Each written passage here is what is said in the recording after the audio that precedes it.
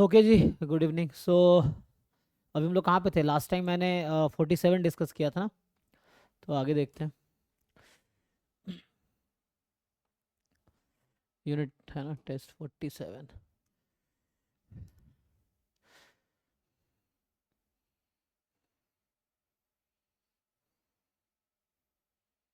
48 पे आता हूँ ना, सो 48 देखते हैं।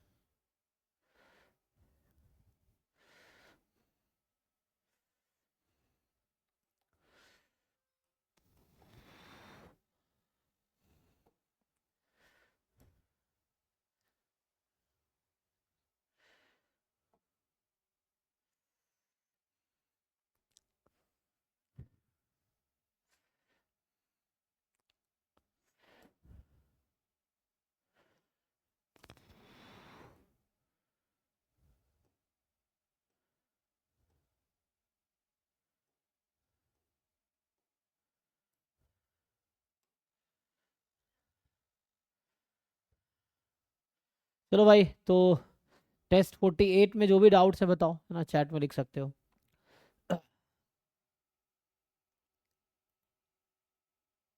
जिनका जो भी है ना 48 में डाउट है, वो बताओ लिख के क्या है।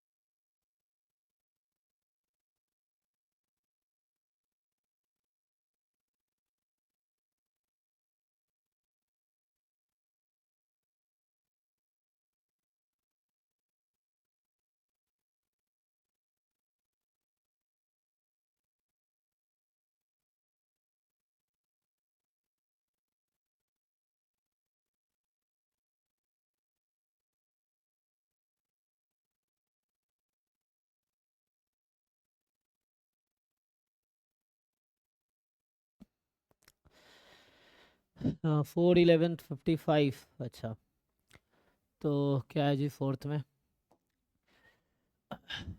x1 x2 xn normal mu sigma square, ठीक है ना। यहाँ ऐसा दिख रहा है आपको अपने पोर्टल्स में, क्या दिखता है? तो ये जो है नॉर्मल म्यू सिग्मा स्क्वायर है। एंड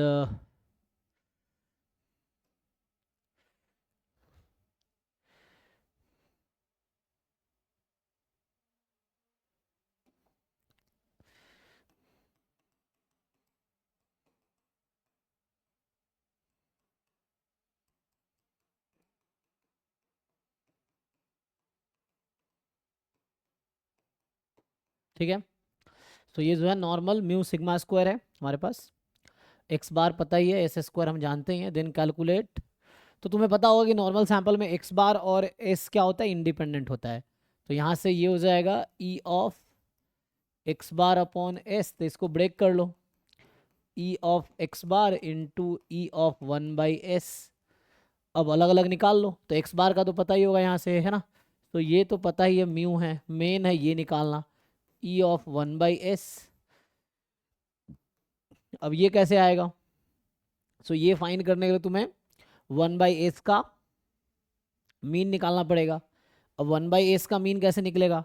तो उसके लिए तुम्हारे पास थ्योरम है कि जो होता है n-1 S square upon sigma square is chi square n-1। तो इसको अभी के लिए मान लो कुछ y मान लो लेट से। तो y, तो यहाँ से s की वैल्यू निकाल लो y के टर्म में, ठीक है ना।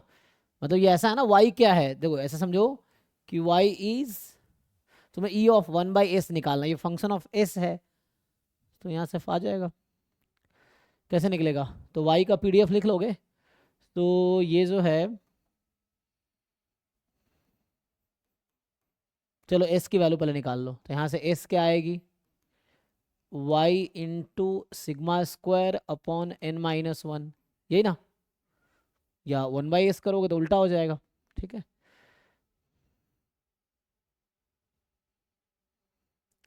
तो ये क्या है?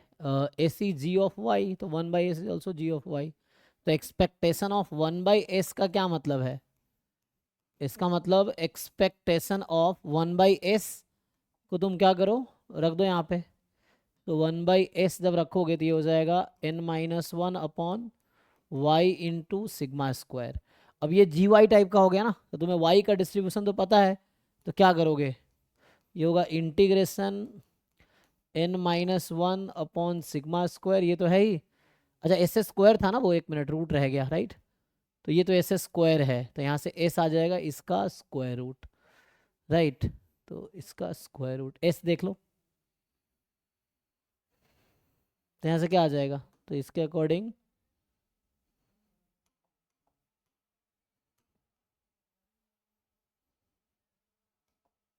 ठीक है। तो यहाँ पे रूट n-1 बाहर अपॉन सिग्मा बाहर, इंटीग्रेशन 1/√y, और यहाँ से लिख लो PDF ऑफ y dy 0 से इन्फिनिटी। यहाँ से y का PDF लिख पाओगे? y तो काई स्क्वायर एन है, तो y अगर काई स्क्वायर एन है तो y का PDF लिख सकते हैं, तो y का PDF लिख लो और इसको इंटीग्रेट कर लो, इंटीग्रेट करोगे आंसर आ जाएगा, ठीक है भाई। जिसका डाउट है देख लो। तो इसको आगे कंटिन्यू करो। तो यहाँ से e ऑफ 1/s आएगा, 1/s इज दिस, एंड है ना। उसके बाद इसको बाहर कर दिए, सिग्मा सिंप्लीफाई कर लो, ये गामा में आ जाएगा कुछ, और एक आई स्क्वायर n-1 गामा ही तो है। तो PDF रख के सिंप्लीफाई करके आंसर निकालो, इससे हो जाएगा, सॉल्व करके देखो। तो ये हो गया फोर्थ के लिए। नेक्स्ट जो है 11 देखते हैं सर जी। सर ये फोर्थ वाले में एक डाउट था मुझे। हम्म। अगर हम एस स्क्वायर रख के कर रहे हैं तब अलग आंसर क्यों आ रहा है? लाइक हम एस स्क्वायर की डिस्ट्रीब्यूट PDF रखेंगे और 1/s मल्टीप्लाई करके करेंगे तो आंसर अलग आ रहा है। एस स्क्वायर कैसे रखेंगे आप? जैसे एस मतलब y जो है ना यहाँ पे, हाँ उसकी PDF लिख दी है और फिर y का जो वैल्यू है वो सब्स्टिट्यूट अगर कर दिया तो वैसे। हाँ, तो कीजिए, कोई दिक्कत नहीं है। आप क्या कहना चाह रहे हैं? जैसे यहाँ पे मैं कैसे करूँ? एक तरीका ये हुआ, दूसरा तरीका आप क्या कहना चाह रहे हैं? मैं वो लिखता हूँ। कैसे करेंगे? मुझे ई ऑफ 1/s चाहिए, राइट। हाँ सर। फिर मैंने ऐसा किया कि y तो ये है, तो y की PDF लिख दी। तो हम्म उसके बाद y की मतलब जो PDF है उसमें जो y जहाँ भी आ रहा है वहां पे वो सब्स्टिट्यूट कर दिया, तो एस स्क्वायर के फॉर्म में बन गया। तो आप उसके यहाँ बाद यहाँ से ये कह रहे हैं, ये जो एस एस स्क्वायर है, ये यहाँ से आएगा y into sigma square upon n-1, हाँ।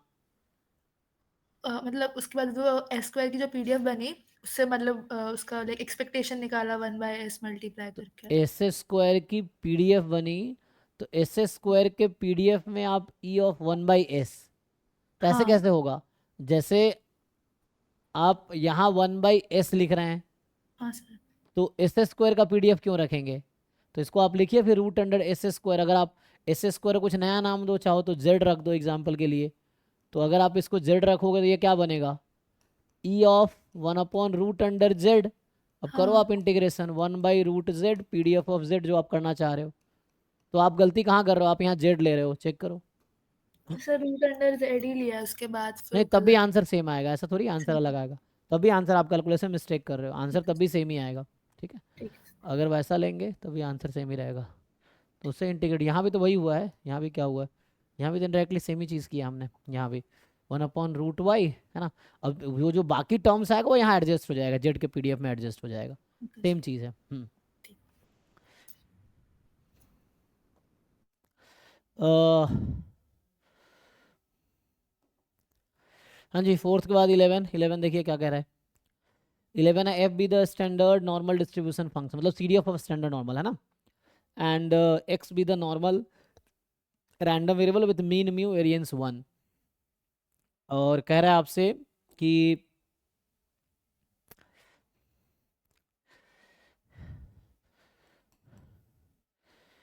एफ तो स्टैंडर्ड नॉर्मल का एफ क्या है, आई थिंक एफ नहीं होगा, वो वहाँ पे वो होगा फाई होगा, है ना, या एफ क्यों लिख रहा है, फाई होना चाहिए, ठीक है ना, वो कैपिटल फाई ना, डिस्ट्रीब्यूशन फंक्शन एफ की जगह कैपिटल फाई होगा। सो एक तो ये होगा फाई, कैपिटल फाई, ये C D F of normal 0 1 है, और दूसरा है एक्स जो है नॉर्मल म्यू कॉमा 1 है, जेड स्टैंडर्ड नॉर्मल है जो कि इंडिपेंडेंट है एस से, तो यहाँ जेड नॉर्मल 0 1 है ना, इंडिपेंडेंट ऑफ एक्स, ठीक है, तो इंडिपेंडेंट है एक्स से। And I indicator function defined है, इंडिकेटर फंक्शन क्या होता है, 0 या 1 उसकी वैल्यू होती है, तो 1 है अगर z less than equal to x है, और वो 0 है z more than equal to x है। तो ये जो आई आपको दिख रहा है, तो आई का जो डिस्ट्रीब्यूशन है वो बर्नौली रैंडम वेरिएबल है ना, क्योंकि इसकी 2 वैल्यू है, तो बर्नौली विथ व्हाट प्रोबेबिलिटी, कोई बताओ।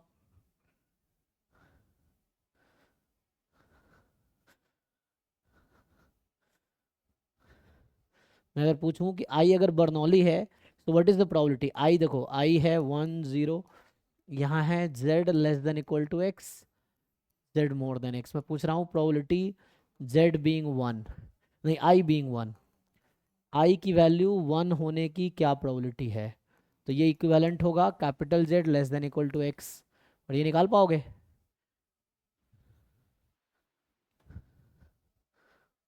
बताओ भाई जिसका डाउट है, हर्षित किसका डाउट है, और हर्षित विशाखा, तुम लोगों ने ट्राई किया है, हाँ yes.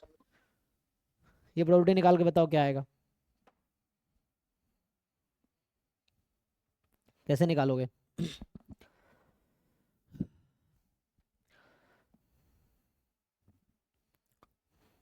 Sir phi of x C D F है नॉर्मल का। नहीं नहीं, तो इसमें एक्स भी तो है, एक्स यहाँ ये है, तो पहले तुम एक साइड लाओगे इसको, एक्स माइनस न्यू।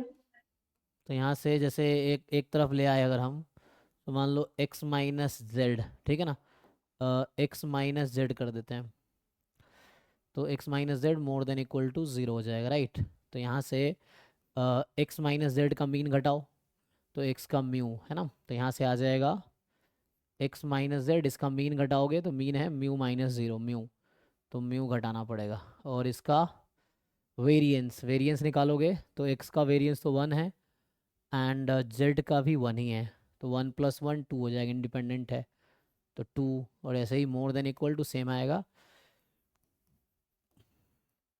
मतलब कहने का मतलब ये है कि यहाँ से आ गया एक्स माइनस जेड है ना, तो ये आ गया, पहले 0 था ना, तो 0 माइनस म्यू अपॉन 2, तो ये जो आएगा, ये मैं निकाल रहा हूँ, probability of I equal to 1, this will be, ये तो जेड हो जाएगा, अब ये खुद जेड हो 2 की जाएगा, √2 सर। हाँ √2 ना, हाँ वेरिएंस रूट सही, हाँ यस, क्योंकि मैंने वेरिएंस 2 है तो स्टैंडर्ड डेविएशन √2 होगा, ठीक है। तो यहाँ से आपका आ जाएगा 1 मोर देन इक्वल टू है ना, तो probability z standard normal more than equal to minus mu by √2, तो इसको 1 माइनस करोगे आ जाएगा, तो which is same as less than equal to, ये वही आएगा 1 माइनस है ना, five of this minus cut जाएगा, तो ये फाइव ऑफ 5 म्यू बाई √2, इस तरह से कुछ आ गया। एनीवे आगे क्या कह रहा था, तो मैं जैसे निकाल रहा था, तो मतलब आई जो है वो बर्नौली है, विथ पी जो है यहाँ पे है capital phi of mu by √2, ये है जो बर्नौली पी होता है ना, तो पी की वैल्यू ये है। आगे देखते हैं क्या कह रहा है, तो पूछ रहा है कि the value of expectation of I given x and capital x is equal to x, अच्छा अब एक्स को फिक्स कर दिया, ओके। दूसरा है कि एक्स अगर फिक्स्ड है तो क्या होगा एक्सपेक्टेशन ऑफ आई, तो वो तो अभी जो आया वैसे ही आ जाएगा, and question is expectation of I x, ये क्या होगा, तो ये तो सिंप्लीफाई करना पड़ेगा।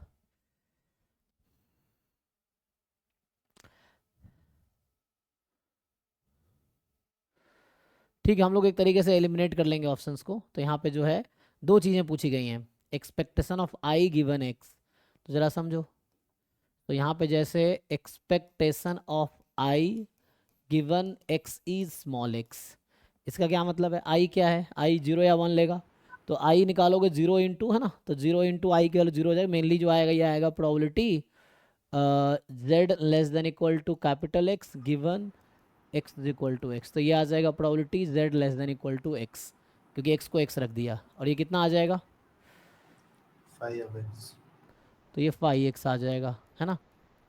तो इस तरह से, तो 5x अगर आ गया तो इसके अकॉर्डिंग 3 ऑप्शन ऐसे ही एलिमिनेट हो गया, दूसरा निकालने की ज़रूरत ही नहीं पड़ी हमें ऐसे तो, क्योंकि 5x आया ना, इस पहले वाले की वैल्यू 5x आ गई।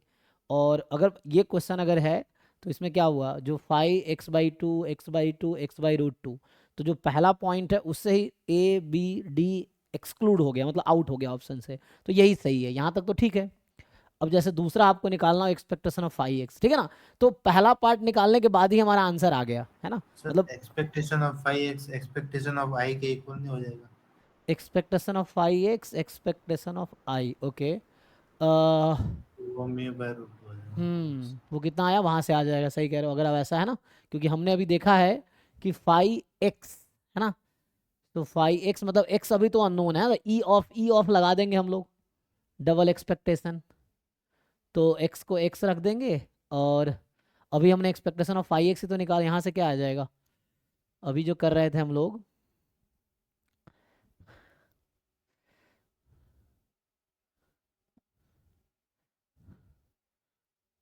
यहाँ से अगर i जो है ये क्या है, वही आ रहा है ना बर्नौली हाँ, क्योंकि 5x। अगर यहाँ हम x को गिवन कर दे तो यही आ जाएगा, i बराबर 1 की probability z less then x, तो हाँ कैपिटल वही। 5x का मतलब क्या है, capital x, it is probability capital z less than equal to x, यही है, एंड विच इज ठीक है, तो वही आ जाएगा, सही कह रहे हो तुम, बात वही है। तो 5x निकालने का मतलब ये है, तो डबल एक्सपेक्टेशन लगा देंगे, आ जाएगा, ठीक है। कहने का मतलब ये है कि जो कैपिटल 5x है ये एक्सपेक्टेशन ऑफ आ जाएगा तुम्हारा i के इक्वल, i है ना, और i के इक्वल, और एक्सपेक्टेशन ऑफ i कितना होगा, यहाँ से 5μ/√2, तो इससे आ जाएगा, ठीक है। नहीं तो तुम डबल एक्सपेक्टेशन लगा के चेक चेक वैसे कर सकते हो कि कैपिटल x है, तो अगर मैं डबल एक्सपेक्टेशन लगाऊं, ये 5x एक नया फंक्शन है मान लो, गिवन, मतलब ये y है, लेट्स से अभी के लिए y है, फंक्शन ऑफ x है ना, y गिवन x अब मैं अगर कर दूं तो क्या होगा, अभी भी निकाला था हमने, सो x अगर ये x is equal to small x कर दे, तो यहाँ से आ जाएगा यही i 5x, तो वही है ना कैपिटल x दिस, तो 5x/2 और म्यू आ जाएगा, ठीक है, वैसे ही है, देखोगे तो उस तरीके से ओपन करना पड़ेगा फिर x को लेके, रहने दो, बाकी ऐसे ही है। तो ठीक है जी, कहने का मतलब क्या है कि ये z less than equal to x, और z less than equal to x क्या है, 5, i क्या है तुम्हारे पास, i का डिस्ट्रीब्यूशन बर्नौली है, और बर्नौली होने का क्या मतलब है कि यहाँ पे एक्सपेक्टेशन ऑफ i कितना होगा, यहाँ से अगर देखो तुम एक्सपेक्टेशन ऑफ i, तो ये हो जाएगा 5μ/√2, और एक्सपेक्टेशन ऑफ i जो है ये वही है, अगर तुम इसको ओपन करो इस वाली चीज को, तो क्या बनेगी, 5 of this,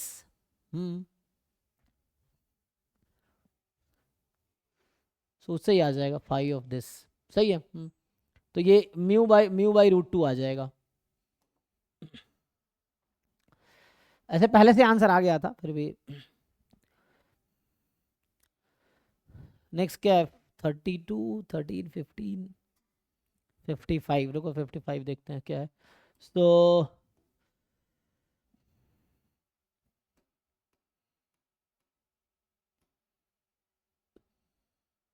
it is given that x and y have uniform distribution over region y r in the xy plane defined by condition this, okay, तो ये कुछ ऐसा कह रहा है आपसे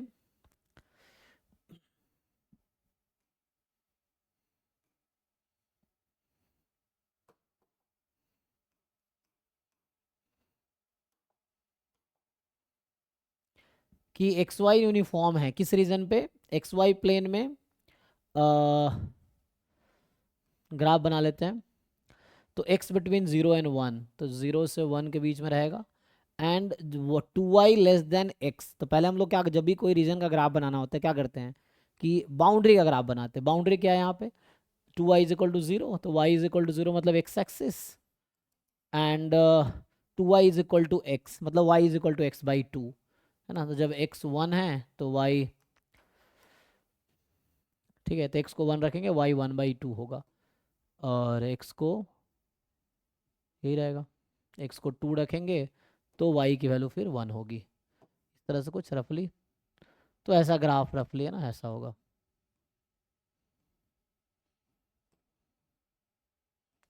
तो हमारा तो सपोर्ट क्या है, x तो 0 से 1 में ही है, तो x 0 से 1 में है, और ये लाइन है y 2y is equal to x। अब आपको डिसाइड करना है 2y लेस देन x किधर है, अपर हाफ या लोअर हाफ, ठीक है।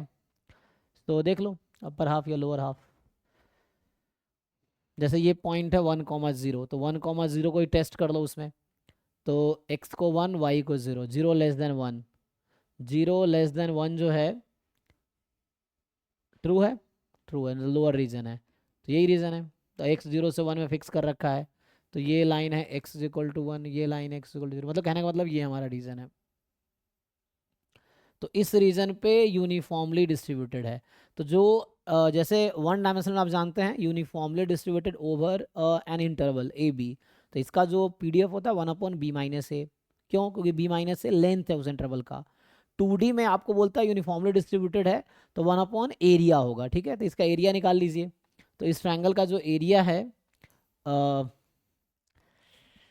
कितना होगा, ये 0 1 था ना, ये पॉइंट 1 है, ये कौन सा पॉइंट है, ये हाफ है, ठीक है ना, इधर वो हाफ है, ये 1/2 है,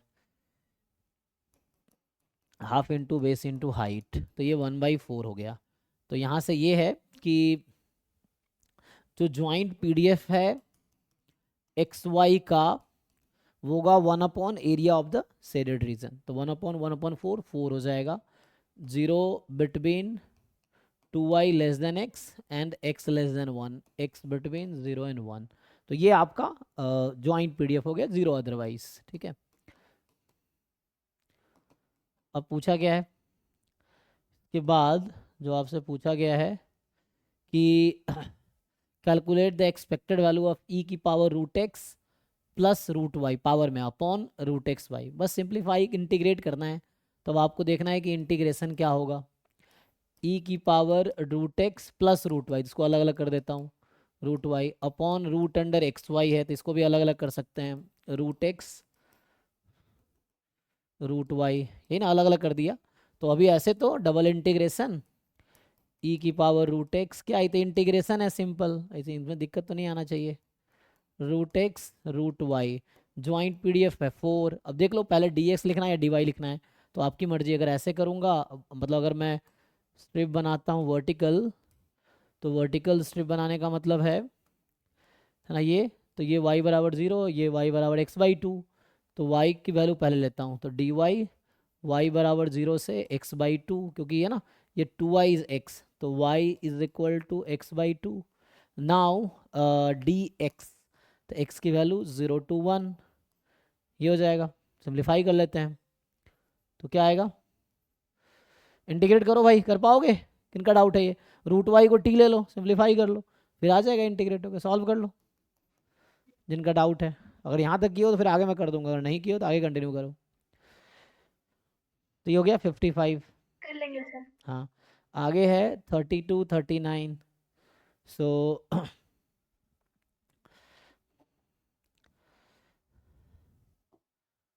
32 में क्या है कि F G with absolutely continuous distribution function, मतलब C D F of a continuous and absolutely continuous random variable, and Y ji inverse F G. अच्छा इनवर्स, ये क्या कर रहा है, तो वाई जो है एफ एक्स एफ वाई का इनवर्स है, हैं, ये कुछ गड़बड़ है इसमें।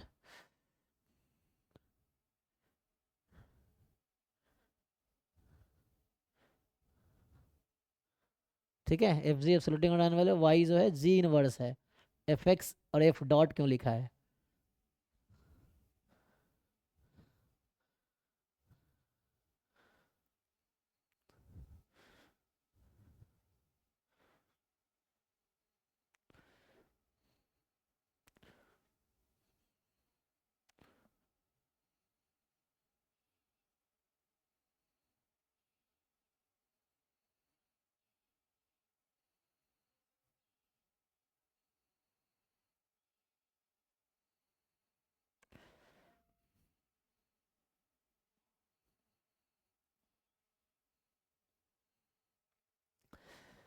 मतलब एफ जी है, ये कह रहा है सी डी एफ है, ठीक है ना, एफ जी अलग अलग सी डी एफ है। और वाई जी inverse f x f dot, ये गलती से एफ डॉट आया है तो मुझे लग रहा है ये तो जी इनवर्स एफ एक्स ही होगा। तो पूछ क्या रहा है आपसे कि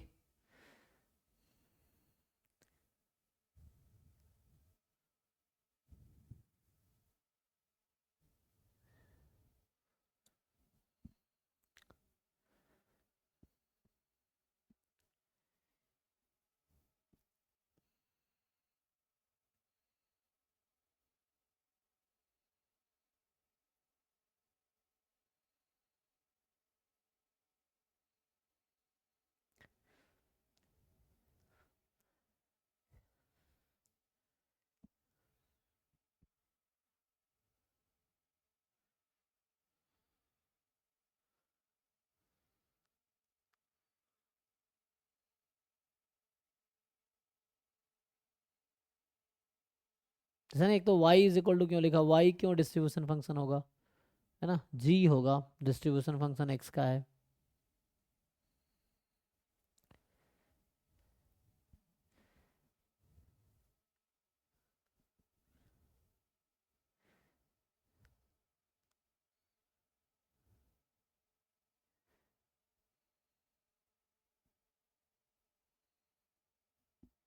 इस क्वेश्चन में ना करेक्शन होगा इसमें, ठीक है ना, कुछ मिस्टेक।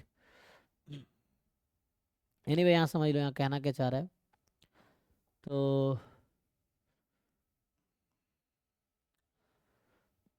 एफ जी पहले ही बता रखा है इन्होंने, सी डी एफ है ना, इसमें बता रखा है कि एफ और जी क्या है, सी डी एफ है।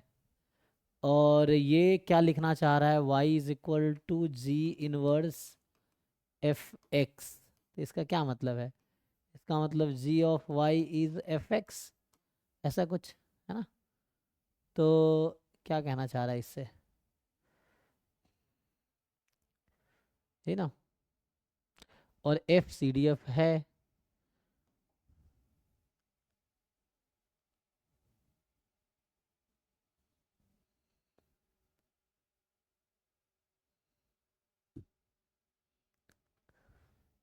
ये तो स्मॉल वाई, एफ तो एक्स का सी डी एफ है ना, स्मॉल वाई अगर लिखता है समझ आता है, कैपिटल वाई लिखने का क्या मतलब है।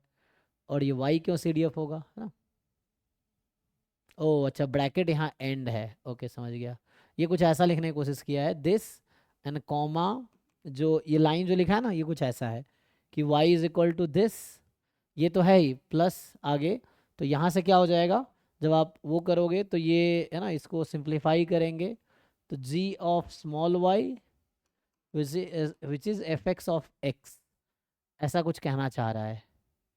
तो ये f x of x and g of Y, तो ये तो सी डी एफ हो जाएगा ना। तो ये x का सी डी एफ है और ये y का सी डी एफ है ना, जी वाई का सी डी एफ है। तो ये एक सी डी एफ है, हाँ ठीक है, C D F of y हो जाएगा, क्योंकि ट्रांसफॉर्मेशन हुआ है एक्चुअली। जो हम लोग ट्रांसफॉर्मेशन पढ़ते हैं कि अगर मुझे एक्स का सी डी एफ पता है तो how to find C D F of Y, तो उस तरीके से कुछ है ये कि वाई का सी डी एफ सिंप्लीफाई किया, एक्स के टर्म में आ गया, ठीक है ना।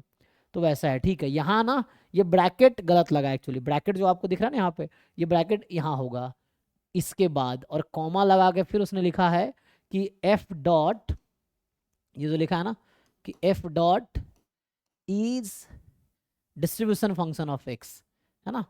तो ये 48 में 32 क्वेश्चन है, ऐसा लिखा है, this is distribution function of x, ठीक है ना। तो ब्रैकेट ना उन्होंने ऐसा गलती से टाइपिस्ट ने लगा दिया यहाँ पे, इसलिए मिस्टेक हो, ये क्वेश्चन है।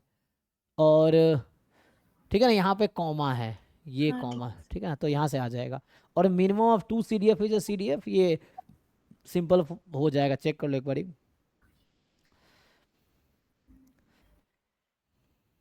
सर जी जी, तो 31 का डी बता दीजिए क्यों नहीं होगा। हाँ एक मिनट रुकिए। तो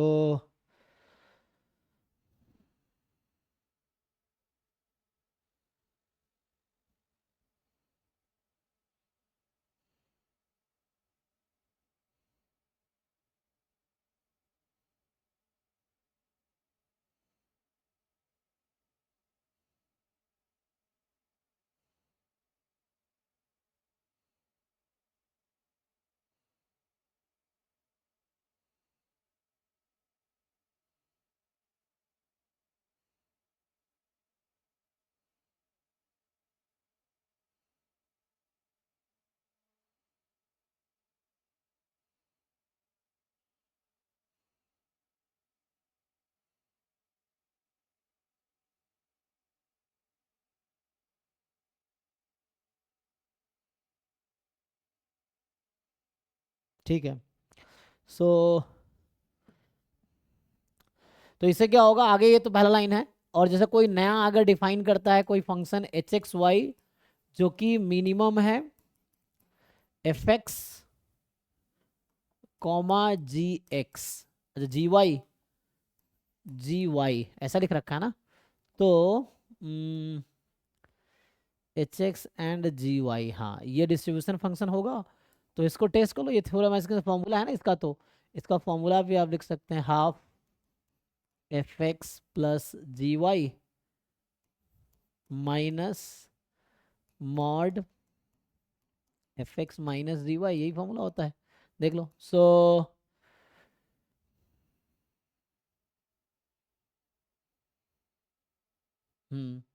अब इससे आप जो प्रॉपर्टीज होती हैं वो प्रॉपर्टीज चेक कर लीजिए आप, क्या होता है कि कोई भी एक अगर इन्फिनिटी रखोगे, है ना, जो प्रॉपर्टीज आपके टू वेरिएबल में है कि दोनों इन्फिनिटी है तो वन होगा, एक इन्फिनिटी रखोगे तो दूसरे का सीरीएफ आ जाएगी। और क्या होता है दोनों को किसी एक को भी माइनस इन्फिनिटी रख दिया तो जीरो हो जाना चाहिए, यही है। तो प्रॉपर्टी चेक कर लो, हो जाएगा, ठीक है। तो उससे आ जाएगा ये थ्योरम ठीक भी है तो ये सीडीएफ होगा। ठीक है सर। इस तरह से कुछ बनेगा या sum function of x y होगा। तो इस सम जरूरी नहीं x y is a CDF, ये है। सो नेक्स्ट जो है यहाँ पे चैट में लिखिए क्वेश्चन वन बाय वन देखते हैं, है ना, जिनका जो डाउट है चैट में लिखिए, जो पहले लिखा उनका पहले सॉल्व करेंगे। सो ठीक है। सो यहाँ पे क्या हो गया 4 11 55 55 है ना, तो ये था 32, उसके बाद 32 पे थे 39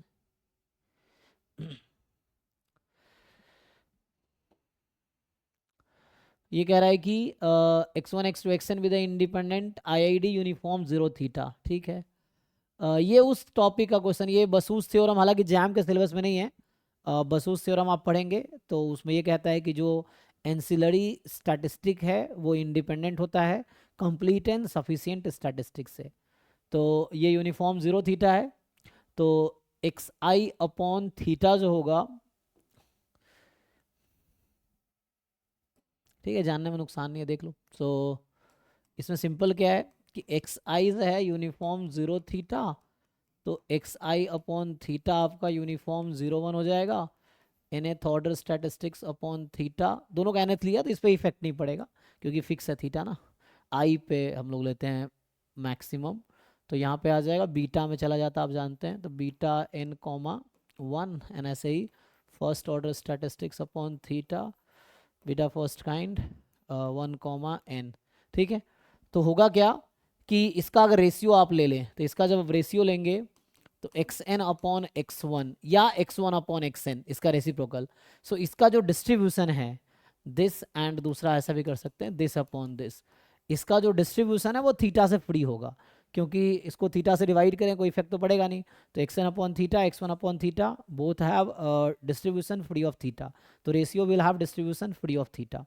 तो ये दोनों एंसिलरी स्टैटिस्टिक है, ठीक है। और यूनिफॉर्म 0 थीटा में थ्योरम होता है कि जो nth ऑर्डर स्टैटिस्टिक्स है वो कंप्लीट सफिशिएंट है, ठीक है। तो nth ऑर्डर स्टैटिस्टिक और ये इंडिपेंडेंट होगा, nth ऑर्डर स्टैटिस्टिक्स एंड ये इंडिपेंडेंट होगा, यहाँ देख लो। और इंडिपेंडेंट है तो कोवेरिएंस 0 हो जाएगी। तो पहला है, और पहले वाले को अगर आप जो क्या बोलते हैं उसे कोवेरिएंस के फॉर्मूला से ओपन करोगे e of x y minus e x e y, तो उससे यही बन जाएगा सेकेंड वाला, देखिए खोल के।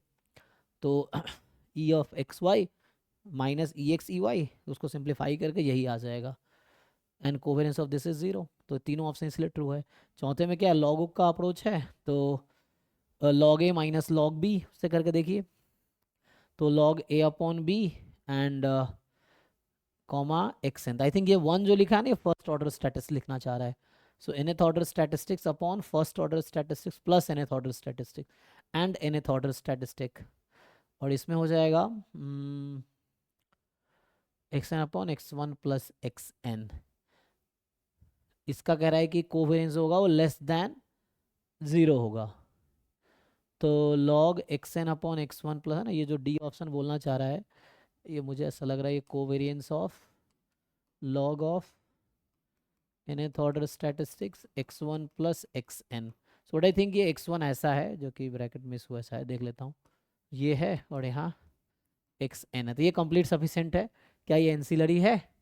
तो एंसिलरी होने के लिए क्या करते हैं, ln इसको हम डिवाइड कर देते हैं x1 से, तो xn अपॉन x1 और यहाँ आ जाएगा 1 प्लस xn अपॉन x1। सो ये तो है कि इसका डिस्ट्रीब्यूशन थीटा से फ्री है, इसका डिस्ट्रीब्यूशन में थीटा से फ्री है, तो पूरे रेशियो का डिस्ट्रीब्यूशन थीटा से फ्री होगा, तो ये एंसिलरी है और ये कंप्लीट सफिशिएंट है। तो इसका मतलब ये हुआ कि इसका कोवेरिएंस एक्चुअली जीरो आएगा, ठीक है ना। तो इसलिए नेगेटिव लिखा है, इसलिए गलत है। अगर इक्वल टू जीरो लिखा होता डी में तो भी सही होता। यहाँ x1 की जगह जस्ट x1 दिख रहा है, वो 1 ब्रैकेट में होगा, फर्स्ट ऑर्डर स्टैटिस्टिक। तो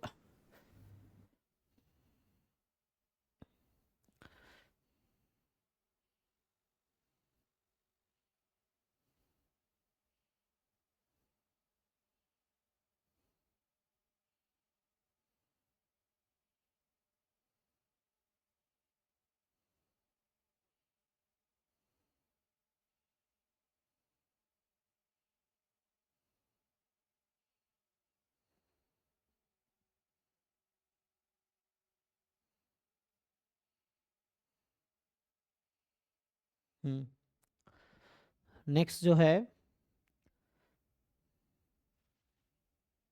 सर 38 देखना एक बार, ऑल ट्रू आ रहे हैं उसमें। रुक जाओ, सर सीरियल वाइज चलेगा। हाँ जी, चैट में लिखो, जो लिखना है चैट में लिखो, 1 बाय 1 देखूंगा। अभी सर आप बोल रहे थे एमसीएल स्टैटिस्टिक्स, जी जी जी, एक एस्टिमेशन का यूनिट वाइज दे रहे थे, उसमें बहुत बार ये आ रहा था, ये मतलब होता क्या है?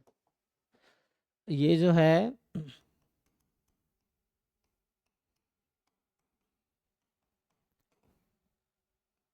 यह एस्टिमेटर है ना, एस्टिमेटर एक स्टैटिस्टिक ही है। तो इसका जो डेफिनेशन है कि मान लो ऐसा है कि लेट x1 x2 xn एक रैंडम सैंपल है जिसका पीडीएफ मान लो, या पीडीएफ या पीएमएफ, अभी एफ थीटा एक्स लिखते हैं, या सीडीएफ लिख लो बेटर है। तो सीडीएफ है F theta x. F theta x लिखने का मतलब है कि इस सीडीएफ में कहीं ना कहीं थीटा इन्वॉल्व है, ठीक है ना। तो जैसे होगा कि let t B n estimator और statistic whose distribution does not involve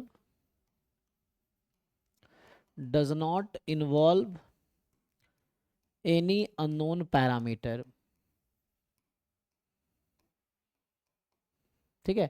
jam में ये वर्ड यूज नहीं किया इसलिए हमने किया, लेकिन कई बार क्वेश्चन इनडायरेक्टली पूछ लेते हैं, वो नाम लेके नहीं, बस इनडायरेक्टली पूछा गया है। So T B N statistic, T B और स्टैटिस्टिक ना, so t be a statistic whose distribution does not involve है ना, distribution does not involve, distribution है ना, does not involve any unknown parameter is called ancillary statistic, है ना। जैसे एक थ्योरम होता है कि जो भी लोकेशन फैमिली का मेंबर है, तो उसमें क्या होता है, nth order statistics minus first order statistic, वो एंसिलरी होता है। जो क्या बोलते हैं, स्केल फैमिली का मेंबर है, जैसे यूनिफॉर्म 0 थीटा स्केल फैमिली का मेंबर है, तो उसमें क्या होता है कि X N upon x one या X one upon X N, it is ancillary statistic. Example के लिए कि जैसे अगर तुम्हारे पास सैंपल है uniform theta comma theta plus one, तो इसमें क्या होता है कि यहाँ से आप देखोगे तो x I minus theta will have distribution uniform 0 theta, ठीक है ना। तो इस वाले केस में क्या होता है कि जो nth order statistic minus first order statistics, या any rth order statistics minus sth order statistics, rs different number है, सो दे आर एंसिलरी, है ना, आर एंसिलरी स्टैटिस्टिक, है ना। यहाँ r और s डिफरेंट है, ठीक है। इस तरह से कोई भी दो ऑर्डर स्टैटिस्टिक डिफरेंस लोगे तो वो एंसिलरी होगा। दूसरा क्या होता है, उसकी वजह ये है कि थीटा तुम ऐड सब्ट्रैक्ट कर सकते हो, तो x1 minus theta, x1 minus theta, दोनों का डिस्ट्रीब्यूशन फ्री ऑफ थीटा है, तो डिफरेंस का डिस्ट्रीब्यूशन भी फ्री ऑफ थीटा होगा। दूसरा एग्जांपल के लिए जैसे x1 x2 xn मान लो यूनिफॉर्म 0 थीटा जो अभी था, तो यहाँ होता क्या है कि xi अपॉन थीटा यूनिफॉर्म 0 1 हो गया। तो इस केस में क्या होगा कि nth order statistics upon first order statistic, या first order statistics upon nth order statistics, या any rth order statistics upon sth order statistics are ancillary. Statistic है ना, यहाँ पे आर और एस डिफरेंट है, ठीक है। तो इस तरह से, तो ये है एंसिलरी का डेफिनेशन। और बसूस थ्योरम क्या कहता है कि ancillary statistic is independent of complete sufficient statistic. तो इंडिपेंडेंट है तो उसका डिस्ट्रीब्यूशन कोवेरिएंस 0 होगा, ठीक है जी। सो 41 55 हो गया ना। सर 39 का जो बी ऑप्शन था वो एक बार देख लीजिए आप। हाँ बताओ बी में क्या डाउट है। इसको तुमने खोला है, मैंने कहा इसको ओपन करना, तुमने ओपन किया फर्स्ट ऑप्शन को। सर फर्स्ट ऑप्शन को एक्सपेक्टेशन से ओपन कर लेंगे। हाँ कहाँ क्या आया बताओ, Okay. जो मैं बोलता हूँ करो सर ना, अभी इसका पेन पेपर लेके बैठे हो ना, अभी करो इसको, हाँ ओपन सर। करो, डेफिनेशन से ओपन करो, क्या आएगा। या इसको नहीं, इसको ओपन करो, हो सकता है ए या सी से आएगा। सी को ओपन करो, हाँ सी से कैंसिल होगा ना ये, तो सी से ओपन करो, फर्स्ट से शायद ये नहीं बनेगा, सी से हाँ बनेगा। सी ऑप्शन खोलो, ओके ओके ओके ओके है ना, सी ऑप्शन ओके को, सर। मतलब ए या सी में, है ना, तो यहाँ कैंसिल होगा ये सी वाला, तो सी में लगाओ, कोवेरिएंस का डेफिनेशन आ जाएगा बी वाला, है ना, आ जाएगा। ठीक है सर। ठीक है, हाँ तो सी में कोवेरिएंस का फॉर्मूला लगाओ, वो बन के आ जाएगा।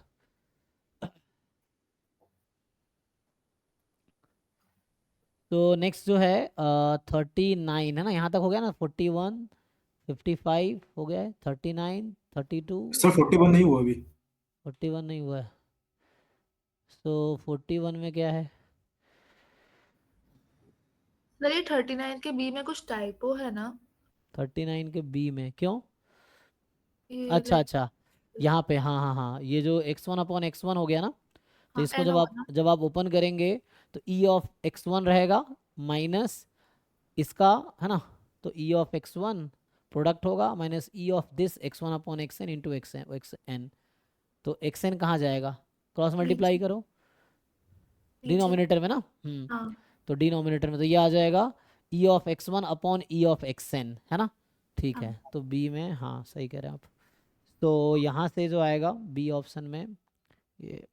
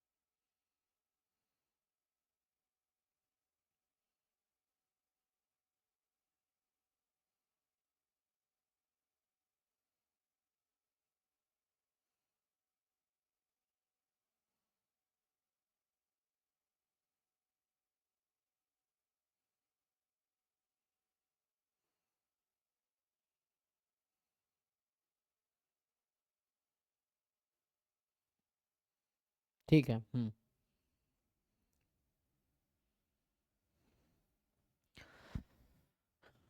तो 41 में क्या है कि x1 x2 IID नॉर्मल है with mean 2 variance 3, n be the Poisson with mean 4, that is independent of x1 x2 xn। तो y x1 x2 xn है इफ, देखो तुमने पेपर में वहाँ होगा n इज इक्वल टू 1, ऐसा होगा, यहाँ पे ये रीड नहीं कर पा रहा है। तो ठीक है, और y बराबर 0 अगर n बराबर 0 है, तो n है ना पॉइसन है, तो यहाँ पे सिंपल है कि जो हमारे पास, sir n greater equal to 1 है वहाँ पे। हाँ ग्रेटर इक्वल टू 1 ना, ठीक है, हाँ तो वहाँ पे आपको ठीक दिख रहा हाँ होगा। तो यहाँ से आपके पास ये है normal IID normal 2,3 and n जो है वो है पॉइसन 4 है, ठीक है, और इंडिपेंडेंट है ना, n जो है इंडिपेंडेंट ऑफ xi, तो ये इंडिपेंडेंट है xi से। तो आपको बोल रहा है कि, और y जो दे रखा है x1 से लेके xn तक जब n more than equal to 1 है, 0 है जब n 0 है, तो 0 के करस्पॉन्डिंग एक्सपोर्टेशन तो 0 ही हो जाएगा। तो मेनली यहाँ पे क्या आएगा, आपसे पूछा क्या है, वेरिएंस ऑफ y। तो अगर मैं अभी के लिए पूछूं कि what is expectation of y, हालांकि ये कर सकते हो ऐसा, वेरिएंस ऑफ वाई को हम क्या कर सकते हैं, वो फॉर्मूला कंडीशनल एक्सपेक्टेशन का फॉर्मूला पता है, लगाओ यस सर। तो उसमें अप्लाई सर करो। वोल्ट हाँ सर वोल्ट्स थ्योरम से भी हाँ डायरेक्ट रिजल्ट है इसका तो। हाँ, डायरेक्ट रिजल्ट अगर याद है तो ऐसे कर लो, नहीं याद है तो डबल एक्सपेक्टेशन लगा लो कि variance of expectation of y given n plus expectation of variance of y given n, ये चीज़ें। जैसे एक फॉर्मूला जैसे बता देता हूँ, ई ऑफ वाई निकालोगे तो ऐसे ही आता है, e of y given n, y रख दो एन गिवन, तो ये आ जाता है e of x one into E of n. ये इसी फॉर्मूले से ओपन करो, ठीक से आ जाएगा। मैं इसका बता देता हूँ कैसे आता है। तो इसको अगर हम कंटिन्यू करेंगे, ठीक है, तो इसको कंटिन्यू करते हैं, तो यहाँ से आ जाएगा, हम लोग निकाल रहे हैं variance of Y.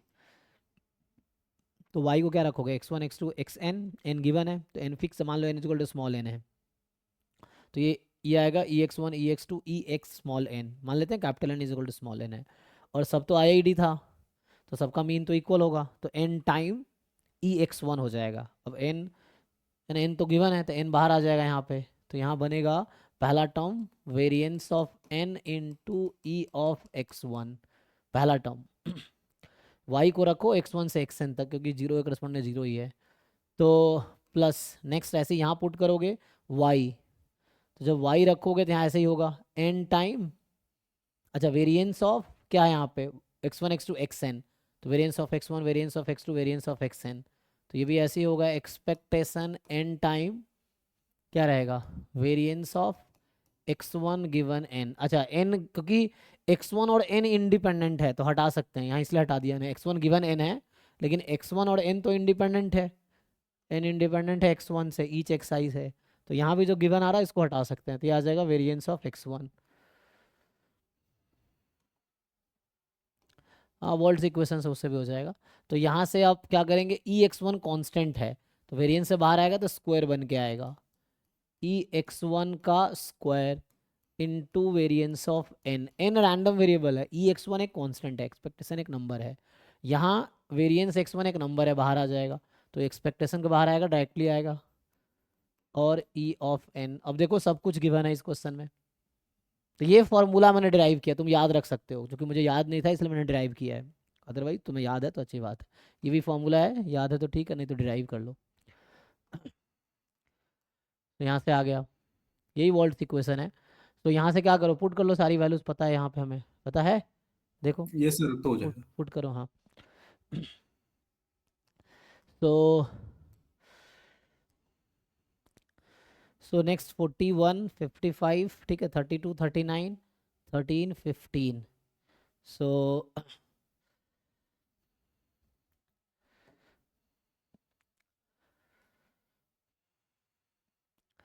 x1 x2 be the sample of two independent observation drawn from population having Bernoulli p, x बार पता है हमें, एस स्क्वायर यहाँ इन्होंने अलग डिफाइन किया है ना, एस स्क्वायर इन्होंने क्या डिफाइन किया है कि 1/2 x1 माइनस x2 का होल स्क्वायर। अगर कोवेरिएंस निकालोगे x1 plus x2 x1 minus x2 के बीच, तो आई थिंक जीरो आएगा, है ना यहाँ पे, लेकिन ऐसे पूछ रहा है कि what is the covariance of X bar and s square, तो डायरेक्टली पुट कर लो, क्या दिक्कत है इसमें, मतलब मैनुअली सॉल्व करके आ जाएगा। ये क्वेश्चन है क्या एक्स बार और एस स्क्वायर इंडिपेंडेंट है,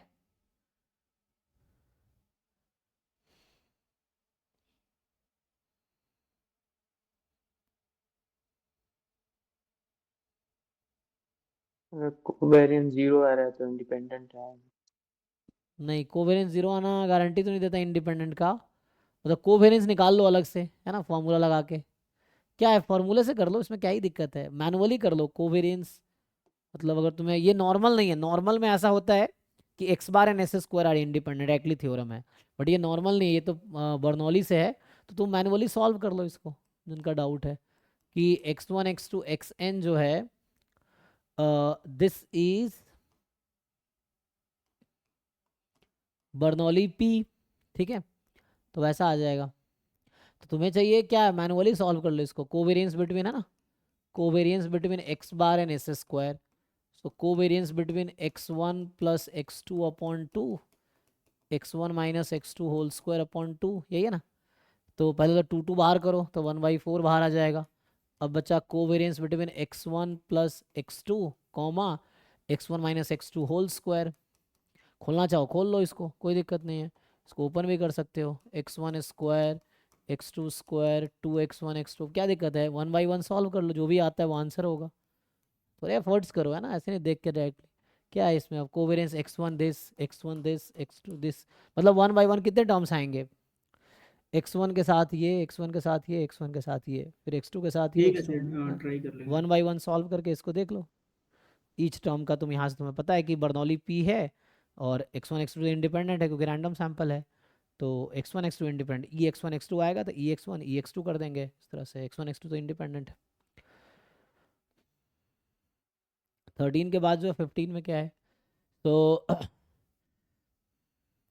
इसमें आपको कह रहा है कि Priya flips a fair coin n times, okay, and Bob flips another fair coin n+1 times, resulting in independent x, जिसका डिस्ट्रीब्यूशन बाइनोमियल n½ है, ठीक है, y ये है, तो क्या probability x less than y होगा, can also be computed as. तुम्हें पता है कि जो x का डिस्ट्रीब्यूशन अगर बाइनोमियल n,1/2 है, सो n माइनस एक्स का डिस्ट्रीब्यूशन क्या होगा,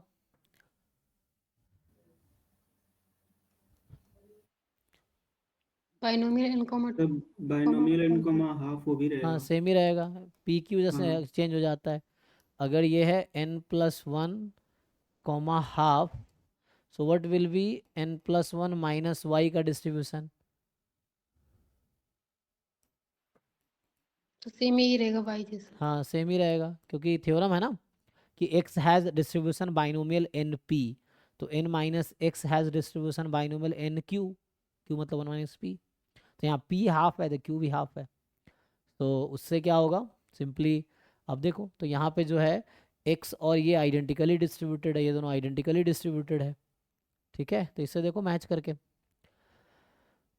क्या होगा बताओ, है ना, x का डिस्ट्रीब्यूशन सेम ही है जो n माइनस एक्स का है, और तुम इसका एक्सपेरिमेंट भी कर सकते हो, इसमें क्या टेंशन लेना, तुम n को फिक्स कर लो 1 अपनी मर्जी चाहो तो n को 1 रख दो। अब क्या करो, अलग प्रोबेबिलिटी निकालो, वही चीज़ ऑप्शन में रख के चेक कर लो किसके साथ मैच कर रहा है, क्योंकि ये तो इन जनरल हर n के लिए बोल रहा है, तो मैं n अगर फिक्स भी कर दूँ तभी मेरा सेम आंसर आना चाहिए, है ना। देखो जब भी n वाले क्वेश्चंस हैं, इंस्टीड ऑफ प्रूविंग, क्योंकि प्रूव करना कई बार टाइम बहुत ज़्यादा लग जाएगा, कर भी नहीं पाओगे, तो इट्स बेटर ऑप्शन डिस्कार्ड ही तो करने हैं, तो n को फिक्स कर लो, 1 रख लो, चाहो तो 2 रख लो, एक इससे करके देखो कुछ ऑप्शन एलिमिनेट हो जाएगा, n को 2 रख के देख लो, इससे एलिमिनेट हो जाएगा, इसकी वैल्यू निकाल लो और इसकी वैल्यू मैच कर लो, नहीं तो यहाँ से देख लो x और n माइनस एक्स का डिस्ट्रीब्यूशन कॉमन है, y और n माइनस वाई का डिस्ट्रीब्यूशन कॉमन है, तो x की जगह n माइनस एक्स रख दो, y की जगह n+1 माइनस वाई रख दो, हो जाएगा, देख लो ठीक है। नाउ 18 में क्या है भाई,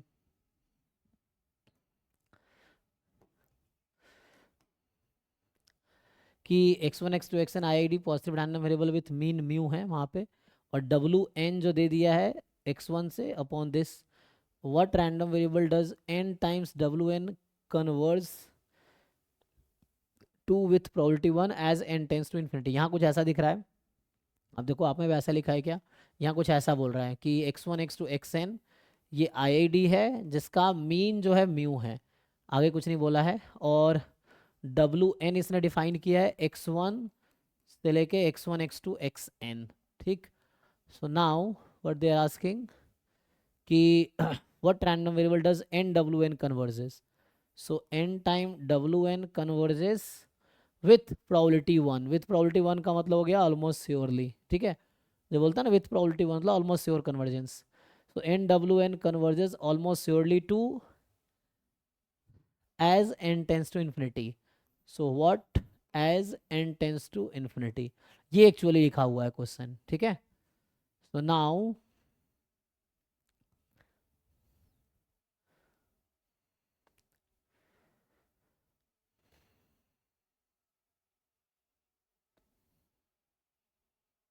तो यहाँ ऑप्शन देख के तो ऐसा समझ आ रहा है जिसने बनाए हैं क्वेश्चन उसका क्या इंटेंशन है कि है ना, अगर दोनों को मैं n से डिवाइड कर दूं तो क्या होगा?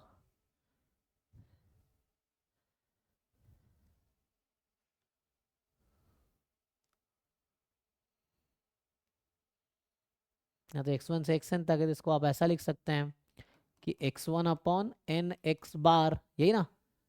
तो यहाँ से अगर तुम देखोगे तो क्या होगा, ये तो मतलब ये पूछ रहा है आपसे क्या होगा। सो कहीं ना कहीं ये कुछ ऐसा कहना चाह रहा है कि डब्ल्यू एन आप कहिए ना एन एक्स बार, तो एन डब्ल्यू एन जो होगा यहाँ पे वो x1 अपॉन एक्स बार होगा। और जिसने ऑप्शन बनाए हैं, जिसने क्वेश्चन, वो क्या जानना चाह रहा है? तो हम लोग जानते हैं कि हम लोग क्या जानते हैं कि जो x बार है, we know x bar converges almost surely to mu, ये हम जानते हैं। इस थ्योरम का नाम है strong law of large number. So इस थ्योरम से हम लोग क्या जानते हैं कि जो हमारा x बार है converges almost surely to mu. अब ये खुद एक रैंडम वेरिएबल है x1, तो x1 converges almost surely to x1। यहाँ पे जो ये रिलेट करवाना चाह रहा है कि x1 converges almost surely to x1, इस तरह से कुछ। अब इन दोनों को क्या किया, उसने रेशियो ले लिया है। तो मतलब वो तो कोई दिक्कत नहीं, x1 कोई फिक्स रैंडम वेरिएबल है, तो वो तो x1 पे ऑलमोस्ट श्योर का क्या मतलब है कि x1 माइनस x1 आदि तो हो जाएगा, डेफिनेशन से देख सकते हो, है ना, कि उसमें n का कोई रोल तो है ही नहीं x1 में। तो इसने क्या किया, तो यहाँ देख के पता चल रहा है कि कौन सा ऑप्शन करेक्ट होना चाहिए, है ना, जैसे इसने बनाए हैं। तो तुम देखो क्या लगता है ये कहाँ कन्वर्ज करना चाहिए ऑप्शन के हिसाब से, 4 ऑप्शन है, देख लो। क्योंकि है ना x1 में n का कोई रोल नहीं है, जो x1 है x1 उसमें n का कोई रोल थोड़ी है। तो वैसा है, तो x1 और x bar converges to mu, तो वैसा आ जाएगा कुछ, ये कुछ ऐसा पूछना चाह रहा है। ठीक है जी, देख लो। तो मेनली ये strong law of large number जो है ना, उसमें इस ऑप्शन में मेनली जो पूछना चाह रहा है strong law of large number का एप्लीकेशन है। ठीक है भाई, समझ आ रहा है कि नहीं? तो ये जो एन डब्ल्यू एन है, दिस कन्वर्स टू, जो ऑप्शन बनाया उसके अकॉर्डिंग बोल रहा हूँ, जिसने जो जानना चाह रहा है वो यही जानना चाह रहा है। तो x1 अपॉन म्यू हो गया, वो उस तरह से जानना चाह रहा है आपसे। नेक्स्ट जो है 18 के बाद क्या है, 30 में क्या है भाई? और डाउट वही पूछना जो टेस्ट दे के आए हो, अटेम्प्ट करके आए हो, वैसे टाइम पास मत करना, है ना। तो अगर टेस्ट दे के आए हो, एनालाइज करके आओ, तो पूछो, कुछ सीखोगे। तो यहाँ पे क्या है, अरे यार इसका क्या हुआ?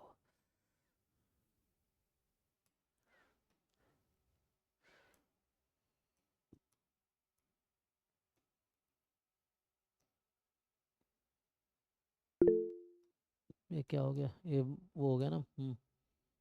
So now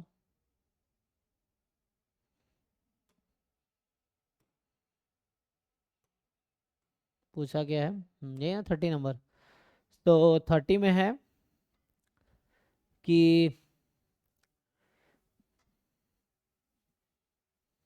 to random variable x and y are such that कि प्लस माइनस हाफ की प्रोबेबिलिटी, मतलब प्लस माइनस 1 की प्रोबेबिलिटी हाफ है, और y जो है नॉर्मल 0 1 है। So what is the characteristic function of 2xy? सो हालांकि कैरेक्टरिस्टिक फंक्शन जैम के सिलेबस में नहीं है ना, कैरेक्टरिस्टिक जो जैम के सिलेबस में है सिर्फ मोमेंट जनरेटिंग फंक्शन है, लेकिन निकाल सकते हो, कोई दिक्कत नहीं है। इसमें क्या है कि 2 into x Y,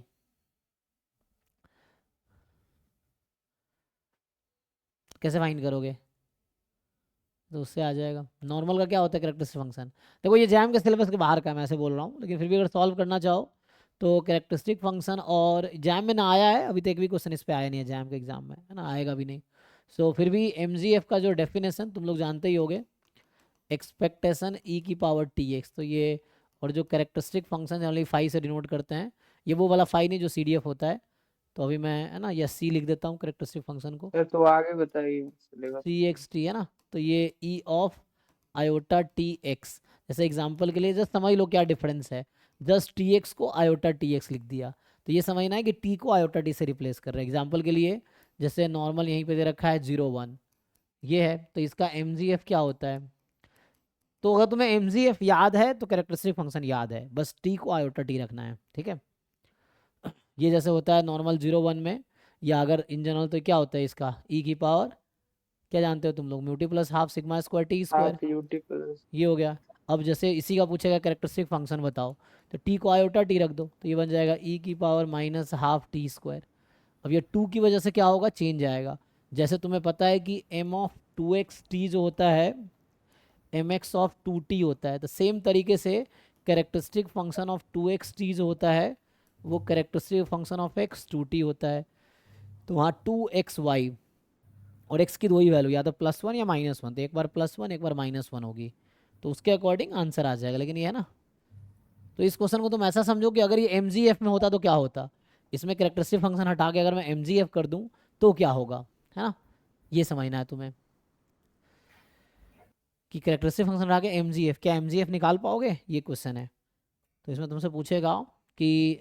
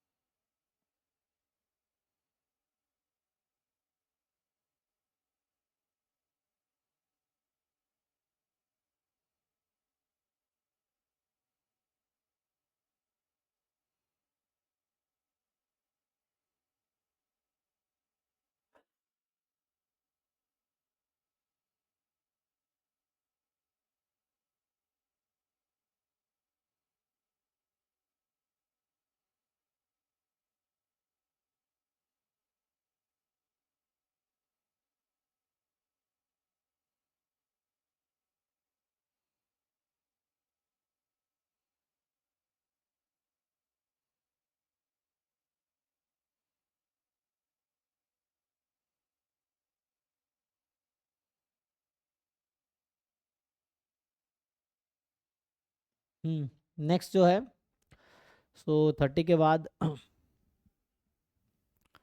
37D। So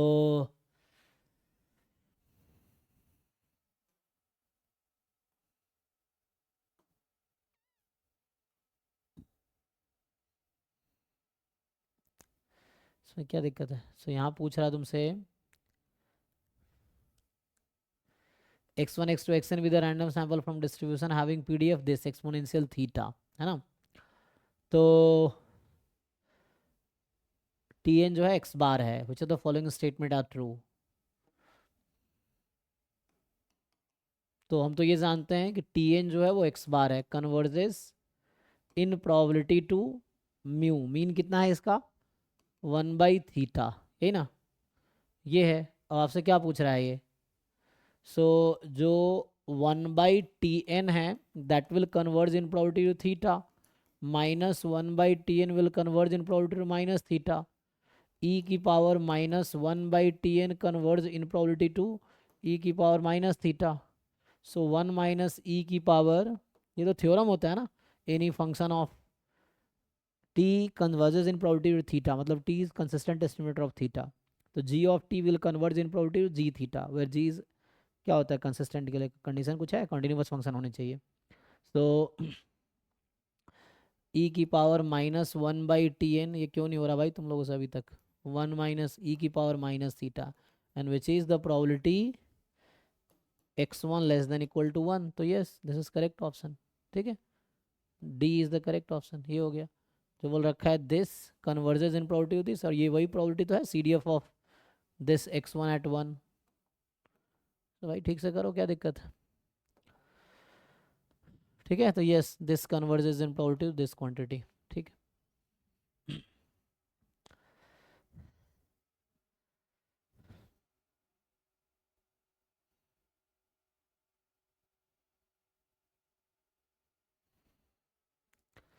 thirty eight में क्या है जी,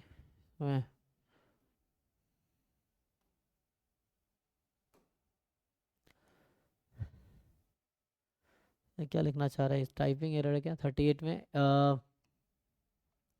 कि suppose the distribution of y conditions on x, so y given x is normal x comma x square, यही ना। The marginal distribution of x is uniform 0 1, x जो है uniform 0 1।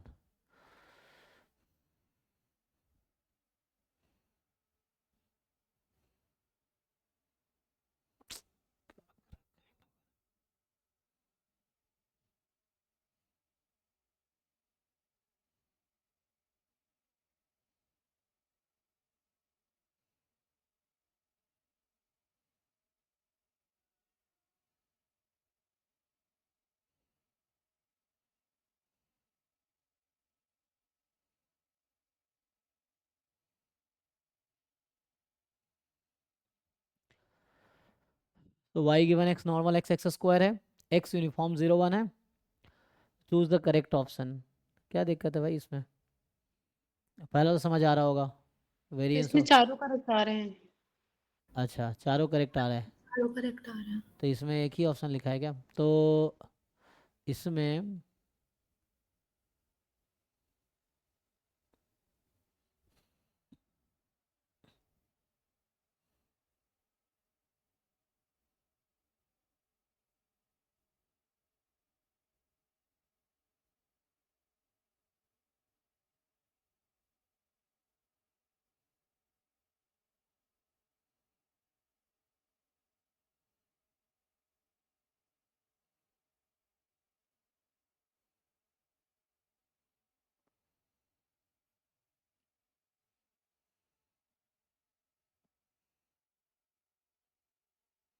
जो भी फॉर्मूला से आएगा वही सही होगा, है ना। अगर चारों वाला चारों होगा,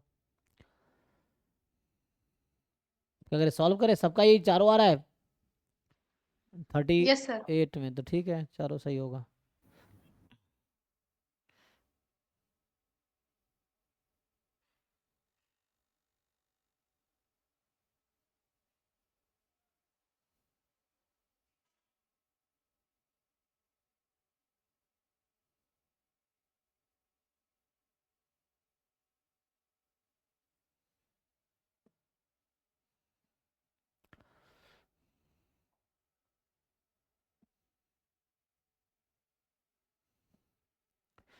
इसमें 41 तो हो गया ना भाई, तो क्या है? सो क्या बचा है? 46।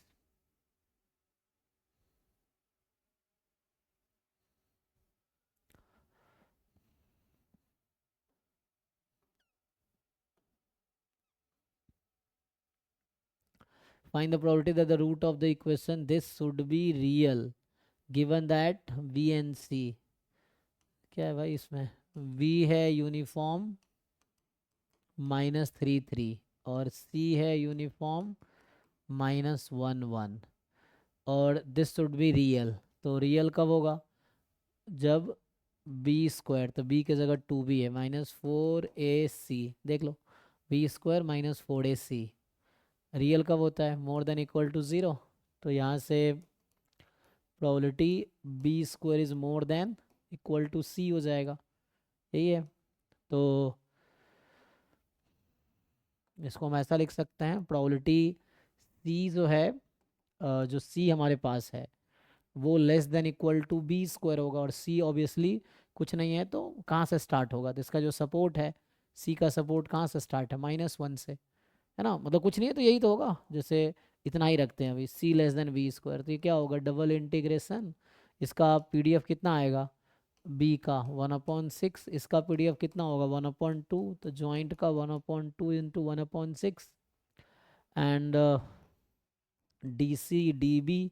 तो सी का सी का स्टार्ट कहाँ से हो रहा है? -1 से, कहाँ तक जाएगा? बी स्क्वायर तक। बी का कहाँ से कहाँ तक? -3 से 3 तक। करो भाई इंटीग्रेशन, बताओ क्या आंसर आएगा। कर पाओगे? देख लो, अब चाहो तो ग्राफ बना लो इसका, है ना, बीसी का। अगर ग्राफ बनाओगे तो क्या होगा? सब ट्राई करोगे इजीली हो जाएगा। तो ये बी हमारे पास -3 से 3 में है, तो कहीं देख लो कौन सा बी एक्सेस रखना है, कौन सा सी। बी रखना है, सी रखना है, इस तरह से। -3 से 3, सी है -1 से 1 मान लो। तो ये हमारा जो सैम्पल स्पेस ये है, this rectangle is the sample space. अब इसके अंदर हमसे पूछ रहा है कि क्या probability C less than B square होगी। तो ग्राफ बनाओ C is equal to B square का, तो है ना, तो बी मैंने एक्स एक्सिस जैसा लिया मान लो, सी हमारा वाई एक्सिस है। तो ग्राफ क्या है, Y less than equal to X square. तो पहले Y is equal to X square का ग्राफ बना लो। So Y is equal to X square, ये पॉइंट कौन सा है, 3,1, ठीक है। तो 1 2 3,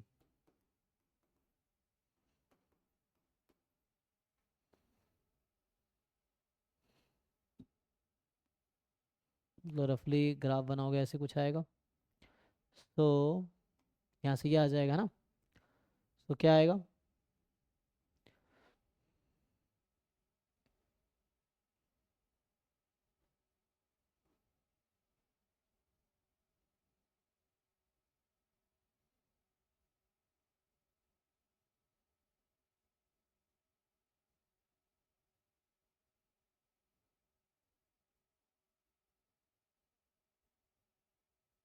कर पाओगे भाई अब, Y less than equal to X square क्या रीज़न है। वो शुरू हो जाएगा। एक बार है ना, Y less than equal to ना एक्स, अगर देख लो रीज़न सही लिखा है, वो लिमिट ग्राफ से दिखता है, वैसे ना गेस करोगे तो गलत हो सकता है। तो यहाँ से ग्राफ से आपको सही से दिख जाएगा कि हमें बोला है तो कौन सा रीज़न है। क्वेश्चन ये है कि ये तो मैंने ऐसे लिख दिया यहाँ से देख के, बट यहाँ से एग्जैक्टली पता चलेगा कि लिमिट सही भी है कि गलत है। तो ये लिमिट जो है डी सी, तो हमें देखना है कि ये C less than equal to B square, C हमने वाई एक्सिस पे लिया है, तो Y less than equal to X square कौन सा रीज़न है।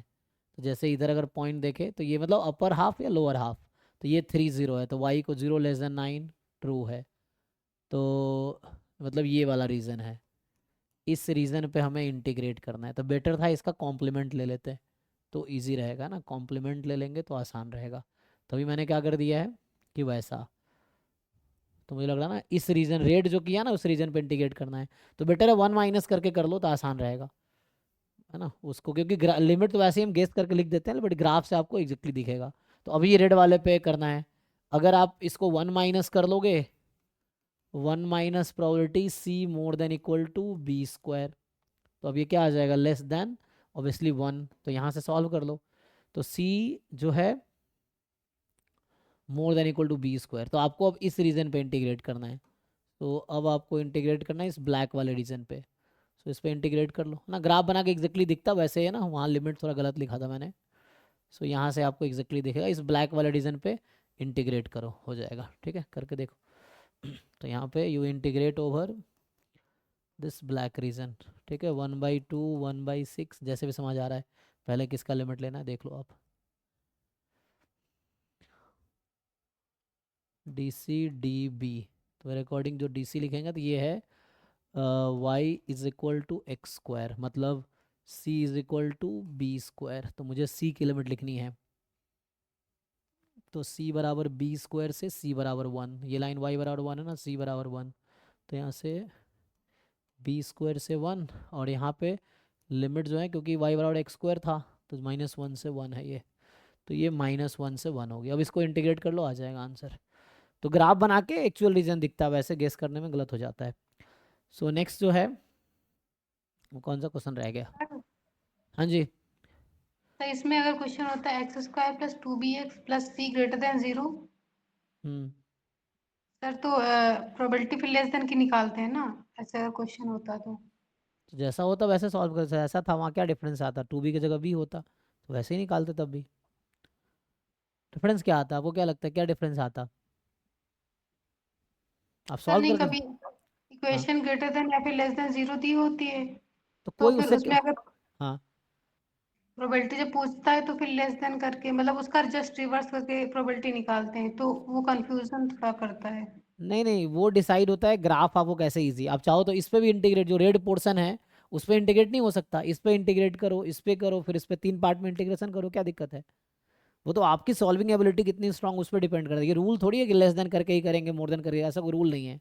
वो डिपेंड करता है आपने कितनी प्रैक्टिस की है, आपको कौन से तरीके से इजीली आप कंप्यूट करना जानते हो। दो तरीके से होगा, मैं अगर नहीं करता तब भी हो जाता, 1 माइनस नहीं करते तब भी आंसर आता, तो उसके लिए इस रीजन पे अलग, इस रीजन पे अलग, इस रीजन पे अलग इंटीग्रेट करना पड़ता, तभी आंसर आता। वो तो इसलिए कहता हूँ ज़्यादा ज़्यादा क्वेश्चन सॉल्व करो, ज़्यादा ज़्यादा क्वेश्चन सॉल्व करोगे तो आपको देख के समझ आएगा, इस तरीके से ईजी पड़ेगा। जब आप बहुत सारे तरीके से एक्सपेरिमेंट करोगे तो आपको पता है कौन सा तरीका मुश्किल है कौन सा आसान है, उसके लिए करके देखना पड़ेगा ये चीज़ें। तो वैसा कोई रूल नहीं है, ठीक है ना, उसको आपको देखना है।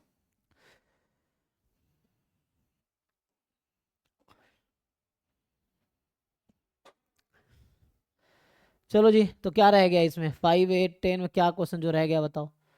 तो 41 में डिस्कस किया था, 41 जो है, हाँ 41 तो डिस्कस हो गया है। 41 के बाद 31 क्या था, 31 में वो है ना, क्या है इसमें, एफ डिस्ट्रीब्यूशन फंक्शन है, इसका वेरीफाई, डी ऑप्शन होगा। हाँ अच्छा डी ऑप्शन होगा। सी में जो है जी मैक्सिमम जरूरी ना, कि अगर मैं दोनों को, अगर मैंने एक को अगर माइनस इन्फिनिटी ले लूँ है ना, तो एक को माइनस इन्फिनिटी लूँगा वाई को मान लीजिए, तो ये माइनस इन्फिनिटी जीरो आ जाएगी, तो मैक्सिमम तो मैक्सिमम होगा मिनिमम होगा, आपको देखना पड़ेगा। अच्छा पिछले वाले में मिनिमम था, एक क्वेश्चन में मिनिमम लिया था हमने, सो यस क्वेश्चन है सर। कि मीन वाला होगा या मैक्स वाला होगा, तो वो वेरीफाई करने पड़ेंगे सारे कंडीशंस। दोनों इन्फिनिटी रखेंगे तो आंसर वो तो चलो मैक्स 1 आ जाएगा। अगर एक को माइनस इन्फिनिटी रखते हैं तो आंसर क्या आएगा मैक्स में, एक को माइनस इन्फिनिटी रखेंगे तो सी डी एफ आ जाएगा, लेकिन हमें एक को प्लस इन्फिनिटी पे सी डी एफ आना चाहिए ना, हाँ तो डी ऑप्शन होगा ना, ठीक है। तो यहाँ पे जो 31 का आंसर है वो क्या होना चाहिए, बी और डी है ना, सो बी और डी यस सर। 31 में जी।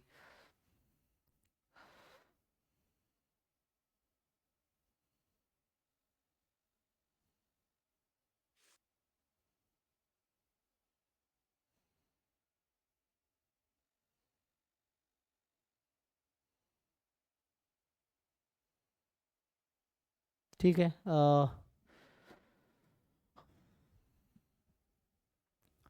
क्या रह गया 15, 10, 8, 5, तो 15 में क्या है, ये तो हो गया, 10 में क्या है,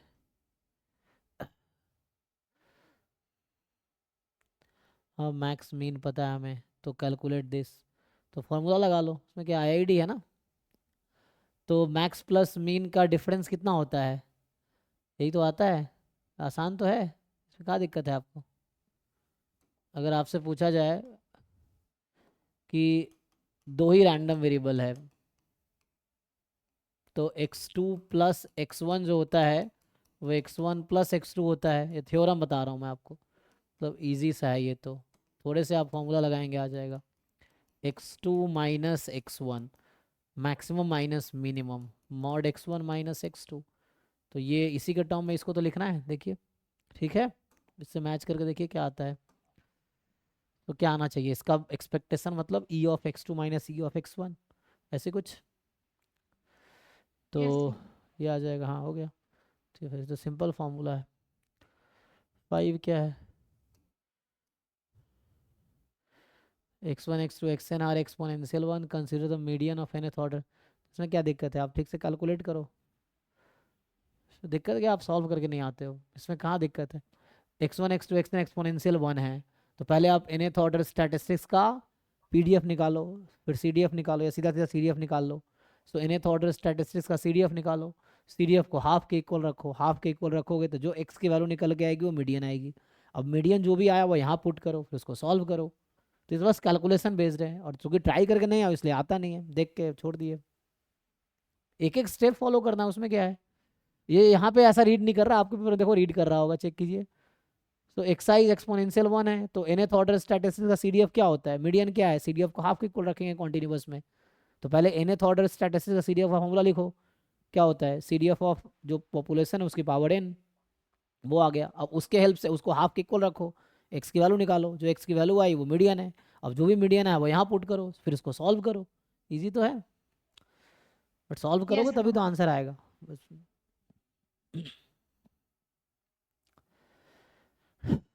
क्या है भाई आगे 43, 45, 49,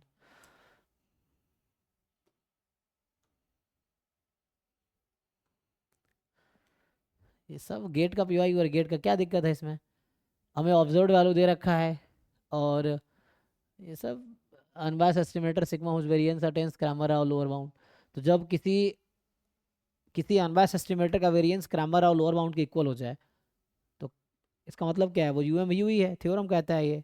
तो यूएम टी यूएम व्यू ही है। क्या तुम्हें यूएम व्यू निकालना नहीं आता इसका? ये सब ट्राई करना ही नहीं, बस ऐसे ही डाउट पूछ लेना। ट्राई तो करो भाई, क्वेश्चन पढ़े छोड़ दिए। मुझे ये बताओ, ये जो हमारा पॉपुलेशन x1 x2 xn है, ये IID है normal half comma sigma square. इसमें अगर एक्सपोनेंशियल फैमिली पे लिखेंगे हम उसको तो क्या बनेगा? कंप्लीट सफिशिएंट एस्टिमेटर यहाँ से क्या आता है?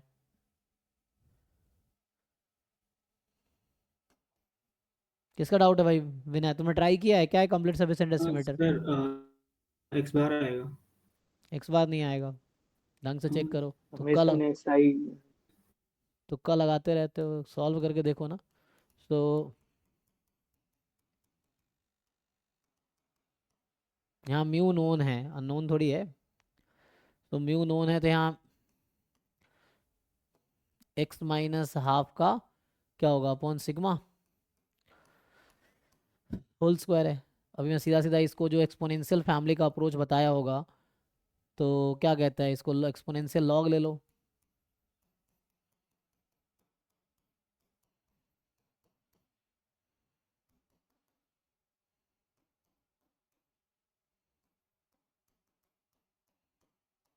यही है।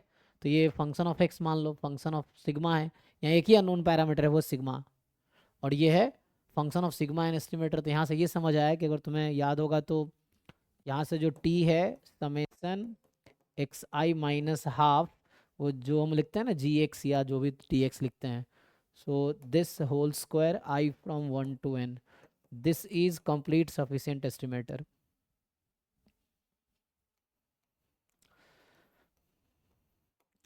अब इसका मीन निकालो कितना आएगा।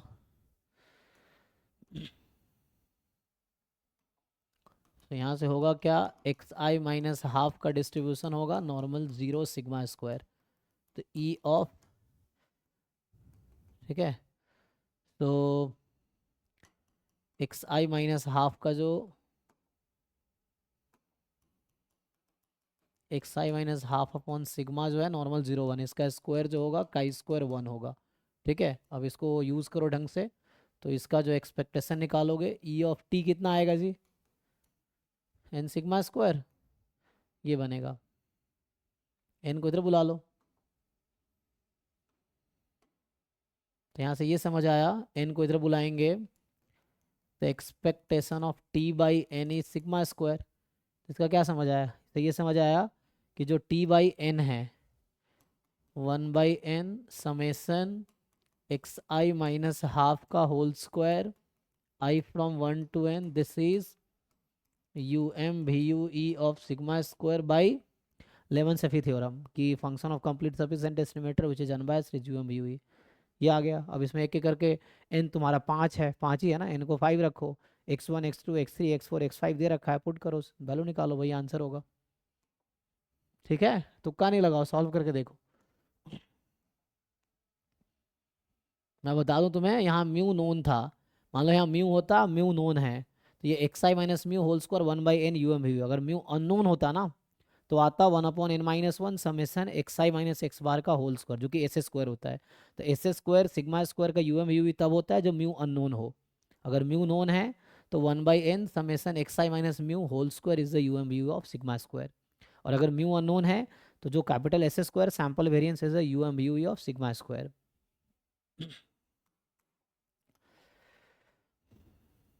आगे क्या है? तो 45 43 कुछ सॉल्व करके आए हो, सब पूछ लोगे। ये तुमने वो पढ़ा है, क्या बोलते हैं उसे, डेल्टा मेथड पढ़े हो? सेंट्रल लिमिट थ्योरम का जो एक्सटेंशन है, क्या कहते हैं डेल्टा मेथड? गेट का पीवाईक्यू सॉल्व करो, ये सब और बेटर हो जाएगा। गेट 2019 से लेके 2024 तक के सारे पेपर सॉल्व करो, जिस जो है ना, जो जैम के सिलेबस के क्वेश्चंस हैं। तो ये तो जैम के सिलेबस का क्वेश्चन है भी, मतलब हालांकि डायरेक्टली इस पे नहीं आया है। तो उसमें ये कहता है डेल्टा मेथड क्या है, उसका एक्सटेंशन है जस्ट, जैम का तुम्हें सिलेबस भी ढंग से नहीं पढ़ा, मुझे ऐसा लग रहा है। सो ये कहता है कि रूट एन, क्योंकि जिनको सिलेबस ही ढंग से नहीं पता तो कैसे सॉल्व होगा। सो एक तो ये सिंपल सा कन्वर्जेस इन डिस्ट्रीब्यूशन, ये तो सेंट्रल लिमिट थ्योरम है जो लिख रहा हूँ मैं। तो ये आएगा नॉर्मल क्या जी, 0 सिग्मा स्क्वायर, अगर यही सिग्मा से डिवाइड करते हैं तो यहाँ 1 हो जाता है, और root N G of X bar minus G of mu converges in distribution to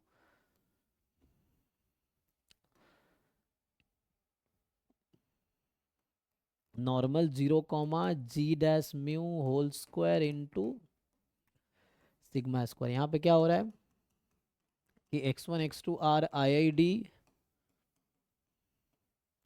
with mean mu and variance sigma square. लगाओ इसको, तो एक तो ये तुम्हें लगाना है यहाँ पे।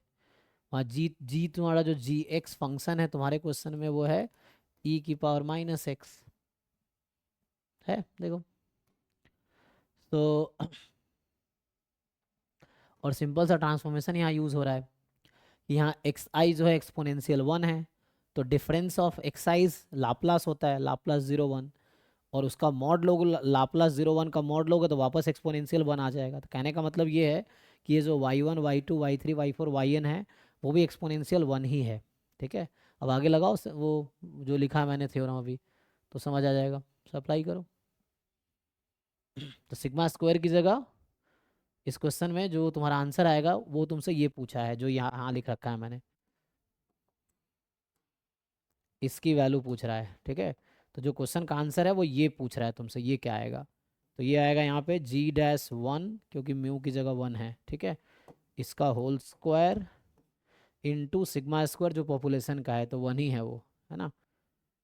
निकालो अब gx क्या है तुम्हारा e⁻⁻x, डिफरेंशिएशन आता है ना, डिफरेंशिएट करो, 1 पुट करो, सिंप्लीफाई करो।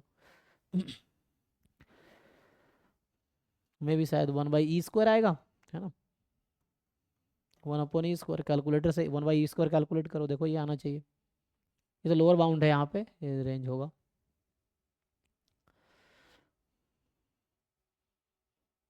फोर्टी 43 में क्या है, ठीक है ना। ये सब गेट के क्वेश्चंस हैं, इसको सॉल्व करो ठीक से। गेट के क्वेश्चन तुमने सॉल्व नहीं किए इसलिए तुम्हें नहीं आ रहा है। क्या है इसमें 43, इसलिए जैम और गेट के PYQ पहले करो। जिन लोगों ने अभी तक भी जैम गेट का PYQ नहीं किया, पहले PYQ करो। PYQs करने से बहुत सारे कॉन्सेप्ट, बहुत सारे अप्रोच, बहुत सारी चीज़ें तुम्हें समझ आएगी जो तुम्हें पहले से नहीं आता होगा, और वो सब जब आ जाएगा तो आगे के 90% क्वेश्चन ईजिली हो जाएंगे। ये चीज़ें हैं, और इसलिए रिपीटेडली करोगे, जब दूसरी तीसरी चौथी बार कर रहे होगे PYQ तो तुम्हें बहुत सारी चीज़ें बहुत क्लियर हो चुकी होंगी। ये है, समहाउ तुम्हें कॉन्सेप्ट सीखना है। क्वेश्चन रट्टा मारने से कितने रट्टा मारोगे, इसमें क्या ही है। सिग्मा फील्ड दे रखा है, एक प्रोबेबिलिटी मेजर है, सिग्मा फील्ड दे रखा है, 1 की प्रोबेबिलिटी 1/4 है।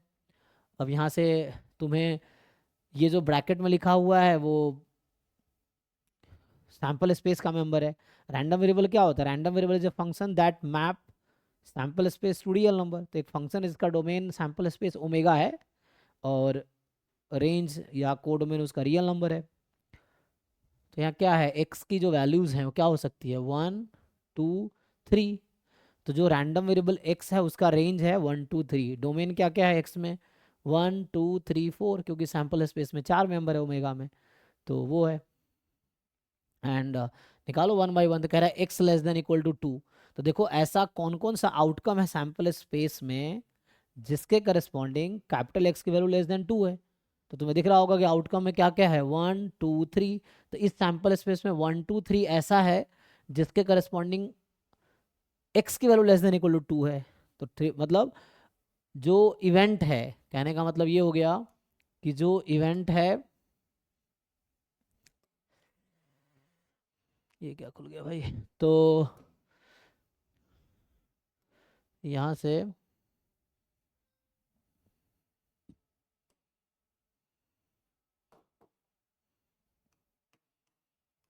प्रोबेबिलिटी एट 4 दे रखा है, 1 दे रखा है ना, प्रोबेबिलिटी एट 1 दे रखा है 1/4। एंड ये जो x < 2 है, इसका मतलब है कि वैसे आउटकम ढूंढो सैम्पल स्पेस में, तो क्या इवेंट होगा। तो इवेंट है 1 2 3, ये ओमेगा है, स्मॉल ओमेगा का। ओमेगा का वो मेंबर जिसपे एक्स की वैल्यू लेस देन इक्वल 2 है, तो इसकी प्रोबेबिलिटी 3/4 है। पूछ क्या रहा है 1/4, तो इसको डिफरेंस लो, इसका कॉम्प्लीमेंट लो, तो इसमें से इसको घटाओ, तो घटाओगे तो समझ आएगा कि 2/3 की जो प्रोबेबिलिटी है वो 3 - 2/4 है। और तुमसे क्या पूछा है 1/4, तो इसका कॉम्प्लीमेंट, क्योंकि ओमेगा हमारा है 1 2 3 4, अब इसका कॉम्प्लीमेंट इसके साथ लो, इसमें से घटाओ, तो 1/4 जो है क्या है, इसका कॉम्प्लीमेंट है इसमें, तो 1 - 2/4, आंसर 2/4, मतलब 1/2 इज द आंसर। तो वो रेंज जो दिख रहा है 4 दिख रहा है, वो रेंज है 0.4 से 0.6, यहाँ बस है ना लेफ्ट हैंड लिमिट दिखता है, तो 0.4 से 0.6 है, तो आंसर तुम्हारा 0.5 है, ये आंसर है। इसलिए ठीक से जैम गेट का PYQ सॉल्व कर लो एक बारी, ठीक है। गेट स्टैटिस्टिक्स 2019 में स्टार्ट हुआ था, तो उसको सॉल्व कर लो, समझ आइए वही PYQs का ही है। ठीक है जी, यहीं स्टॉप करते हैं, थैंक यू। कल 49 का डिस्कशन होगा, ठीक है, तो कल भी मैं ही क्लास लूँगा, टेस्ट 49।